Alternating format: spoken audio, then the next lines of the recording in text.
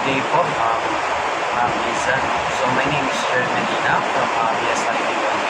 So, ito po ang aking assignment sa ITCC 104, which is the Data Structures Calculations.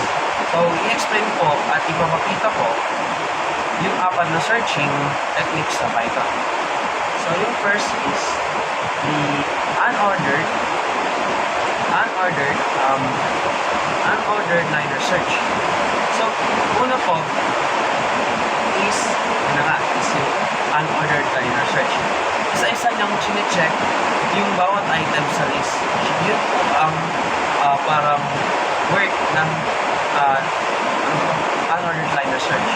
So, pag nahanap niya yung hinahanap na number, ibabalik niya yung index pag wala, mag-return siya into 1. So, example po, no? Pag nag-search tayo ng 5 sa list, tapos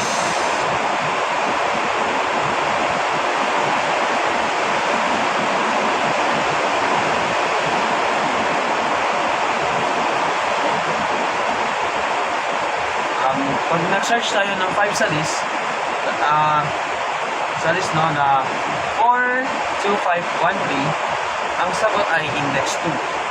So, pag nag-search naman tayo ng 15 sa 10, 20, 30, wala po yung sa list. So, kaya, 1 ang result, minus 1.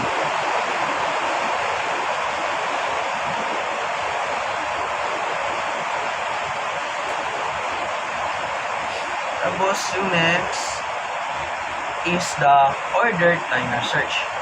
Yung ordered liner search naman is pareho lang din, no, sa unordered liner search. Pero, yung list ay nakaayos or sorted na siya. At kapag nakita niya na mas mataas na yung current item kaysa sa target, no, ididigil na siya agad. Example, dito siya. Dito po. Example dito is yung paghahanap natin ng 5 sa 1357 at 9. Lalabas ay index 2. Ganon siya. Then,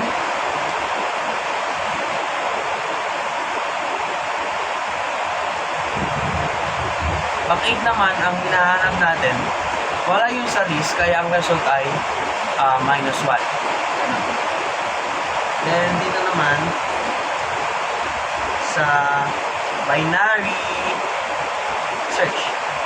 So, ang binary search po ay mas mabilis gamitin sa sorted list. Hinahanap niya agad yung gitna, tapos hinahati-hati niya yung list para mas madaling mahanap yung target.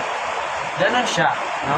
Example dito, guys, is yung maghanap ko ang 4 sa 1, 2, 3, 4, 5. Tapos, lalabas sa index 3.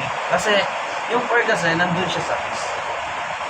Then, pag 35 naman sa list, na 10, 20, 30, 40, 50, wala po. Kaya ang result is minus 1.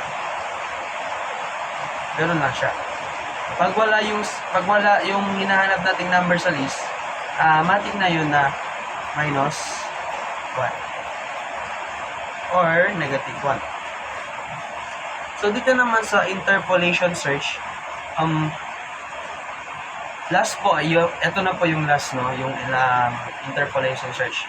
Para din siyang binary search, pero tinatansya niya yung saan banda yung number based sa value.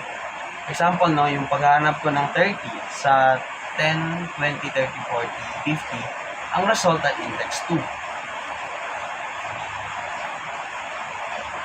Pero pag nahanap ako ng 6 sa 1, 2, 3, 4, 5, wala po siya. So, ang sagot ay minus 1 pa rin, or negative 1.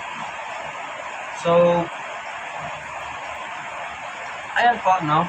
Ito na po yung ating Python program for searching techniques. may comments po sa bawat function, may explanation din, at may mga test cases po na pinapakita ko. So, maraming salamat. So, mag-run po tayo dito. So, nakikita nyo naman, pag nandun po yung ano bang tawag dito? Pag nandun po yung hinahanap natin sa list, matik na yan, 2. Or, then, pag wala siya sa list, ganun nga, negative 1 siya lumalabas. So, yun lang po, and I hope may intindihan nyo. So, yun lang po. Thank you.